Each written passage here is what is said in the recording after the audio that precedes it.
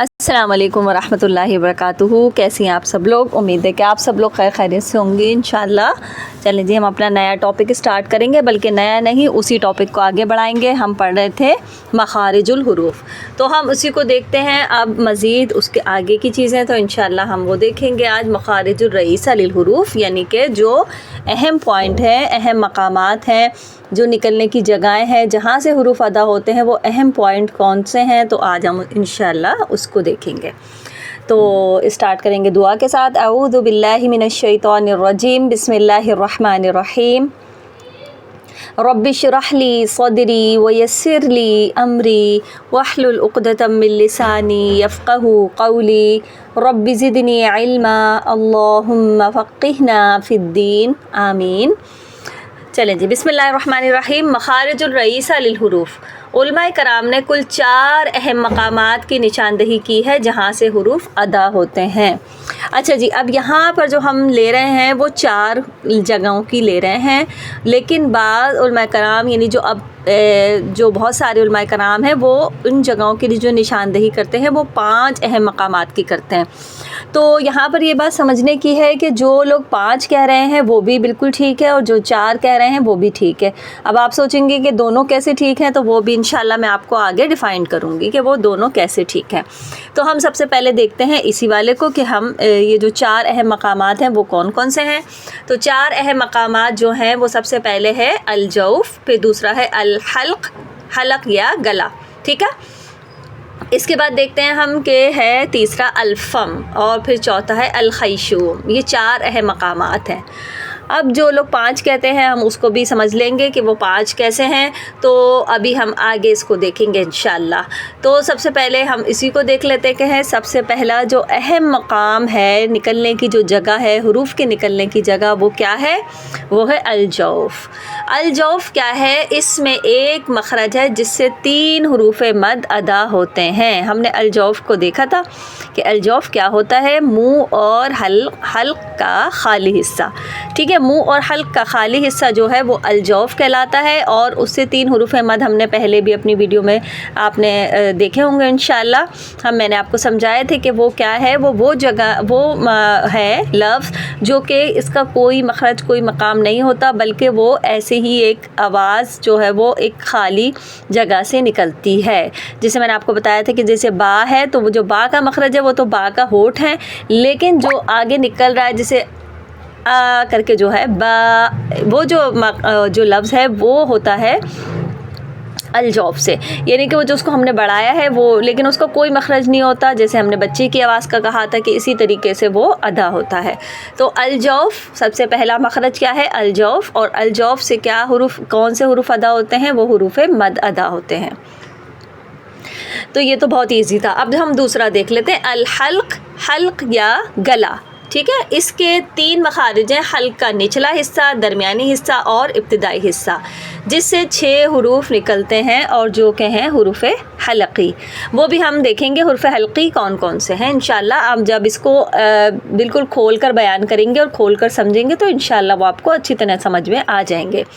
ابھی ہمیں اس کو صرف اتنا ہی سمجھنا ہے کہ جو ہمارا دوسرا اہم مقام ہے یا پوائنٹ ہے وہ کون سا ہے؟ الحلق، حلق یا گلا، ٹھیک ہے۔ یعنی جو حلق سے یا گلے سے جو حروف نکلتے ہیں وہ کون سے ہیں؟ وہ 6 ہیں، ٹھیک ہے۔ اور ان کی جو گلے کی یا حلق کی جو مقام ہے وہ کون سے ہیں؟ وہ 3 ہیں۔ ایک ہمارا اسٹارٹنگ ہے، جو ہمارا گلا جو ہے وہ بالکل ایک اسٹارٹ والا ہے، ایک درمیان والا ہے، اور ایک بالکل لاسٹ والا ہے۔ تو یہ 6 حروف وہاں سے ادا ہوتے ہیں۔ اس کے بعد ہم دیکھ لیتے ہیں الفم۔ اب یہ جو الفم ہے اس کو ہم دیکھتے ہیں۔ الفم کا کیا مطلب ہے؟ الفم کا مطلب ہے منہ، ٹھیک ہے۔ الفم کا مطلب ہے منہ، یعنی منہ سے کون کون سے ہمارے جو مخرج ہیں وہ کون کون سے نکلتے ہیں۔ تو اس میں الفم میں کون کون سی چیزیں شامل ہیں، سب سے پہلے ہم وہ دیکھیں گے۔ اس میں دونوں ہونٹ شامل ہیں، اور تالو، زبان اور دانت شامل ہیں۔ اب یہ ہمارے منہ کے اندر کیا کیا چیزیں ہیں؟ سب سے پہلے دیکھیں، ہونٹ ہوتے ہیں، ہونٹ ہیں، پھر ہمارے جو ہے وہ تالو ہوتا ہے، یعنی اوپر کا جو تالو ہے ہمارا اوپر کا، اور اس سے پیچھے والا بھی وہ بھی شامل ہو جاتا ہے، یعنی جو تالو ہے، تالو کا سخت حصہ اور نرم حصہ وہ شامل ہو جاتا ہے۔ تو 2 ہو گئے، یعنی ہونٹ ہو گئے، تالو ہو گیا، تیسرا کیا ہے ہماری زبان ہے، اور زبان سے بھی کچھ مخرج جو ہیں وہ ادا ہوتے ہیں، اور اس کے علاوہ ہمارے دانت ہیں، ٹھیک ہے۔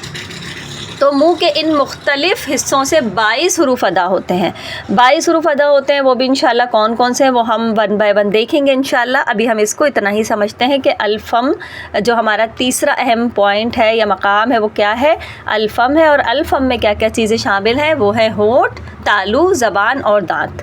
اچھا، اب یہاں پر آ جاتے ہیں، ہم اس کو ڈیفائن کرتے ہیں، جو چیز جیسے جو آج کل جو نئے جو علماء ہیں اور بہت سارے علماء ہیں وہ کیا کہتے ہیں کہ اہم مقامات جو اہم پوائنٹ ہے وہ کون سے ہیں، وہ 5 ہیں۔ تو وہ 5 کو کس طریقے سے لیتے ہیں، وہ اس کو یعنی کہ ہونٹ کو الگ کر دیتے ہیں، اور اس کے علاوہ وہ زبان کو الگ کر دیتے ہیں، ٹھیک ہے۔ تو وہ 2 بن جاتے ہیں، یعنی وہ جو مخارج ہیں نا اس میں وہ کہتے ہیں کہ زبان کے مخرج الگ ہیں، اور اسی طریقے سے جو ہونٹوں کے ہیں وہ مخرج الگ ہیں، تو اس طرح سے وہ کچھ 5 ہو جاتے ہیں۔ یعنی اگر آپ دیکھیں ان کے حساب سے اگر میں آپ کو بتاؤں تو سب سے پہلا ہو گیا الجوف، دوسرا ہو گیا الحلق، تیسرا ہو گیا زبان، ٹھیک ہے، اللسان، اور یعنی لسان یا زبان ایک ہی بات ہے، لسان عربی میں کہتے ہیں اور زبان اردو میں کہتے ہیں، تو تیسرا ہو گیا زبان یا لسان، اور چوتھا ہو گیا شفتین یعنی ہونٹ، ٹھیک ہے، چوتھا ہو گیا شفتین یعنی ہونٹ ہو گیا، اور اس کے علاوہ 5واں جو ہو گیا وہ الخیشوم، جو ابھی میں آپ کو بتانے والی ہوں انشاءاللہ۔ تو اس طرح وہ 5 ہو جاتے ہیں، یعنی وہ الفم نہیں کہتے بلکہ وہ ایک اللسان کہتے ہیں اور ایک الشفتین کہتے ہیں، ٹھیک ہے۔ تو وہ اس طریقے سے کل 5 ہو جاتے ہیں، لیکن جو الفم کہہ رہے ہیں وہ اس میں یہ ساری چیزوں کو شامل کر رہے ہیں، لہٰذا الفم انہوں نے ایک کہہ دیا، اس میں ساری چیزیں شامل کر دی، اور جو 5 اہم پوائنٹ کہتے ہیں، 5 اہم مقامات کہتے ہیں، وہ اللسان کو الگ کرتے ہیں یعنی زبان کو الگ کرتے ہیں، اور الشفتین یعنی کہ وہ اس کو الگ کرتے ہیں، کس کو، اپنا ہونٹوں کو، ٹھیک ہے، زبان کو، زبان اور ہونٹ دونوں کو الگ الگ کرتے ہیں، اس طریقے سے وہ 5 ہو جاتے ہیں۔ اچھا، ہمارا اب جو چوتھا اہم مقام ہے وہ کون سا ہے، الخیشوم۔ الخیشوم کیا ہوتا ہے، ناک کے سوراخ سے لے کے منہ کے اندر کی طرف کا حصہ، اس کا ایک ہی مخرج ہے جس سے غنہ ادا ہوتا ہے۔ اچھا، اب یہاں پر سمجھنے کی بات یہ ہے کہ سب سے پہلے تو ہم نے دیکھا تھا منہ اور حلق کا خالی حصہ، تو منہ اور حلق کا خالی حصہ کیا کہلایا تھا، وہ تھا الجوف، اور ناک اور منہ، ناک کے سوراخ سے لے کے منہ کے اندر کا حصہ، یعنی ایک تو ہمارا تھا جو کہ نیچے سے آ رہا تھا، اور وہ آ رہا تھا منہ اور حلق کا خالی حصہ، اور دوسرا کیا ہے، وہ ناک سے لے کے منہ کا جو خالی حصہ ہے وہ الخیشوم کہلاتا ہے، یعنی ناک کے سوراخ جو ہمارے نظر آ رہے ہیں اس سے لے کے منہ کے اندر تک کا جو حصہ ہے، جو خالی پیسیج ہے، خالی جگہ ہے، خالی حصہ ہے، اس کو کہتے ہیں الخیشوم، اور وہاں سے کیا ادا ہوتا ہے، وہاں سے غنہ ادا ہوتا ہے، اور غنہ کس میں پایا جاتا ہے، نون اور میم کا، وہ جو ہے وہ صفت ہے کہ نون اور میم کا غنہ پایا جاتا ہے انشاءاللہ۔ تو یہاں تک مجھے امید ہے کہ آپ کو بہت اچھے طریقے سے سمجھ میں آ گیا ہوگا انشاءاللہ۔ سبحانک اللہم و بحمدک، نشہد ان لا الہ الا انت، نستغفرک و نتوب الیک۔ السلام علیکم و رحمۃ اللہ وبرکاتہ۔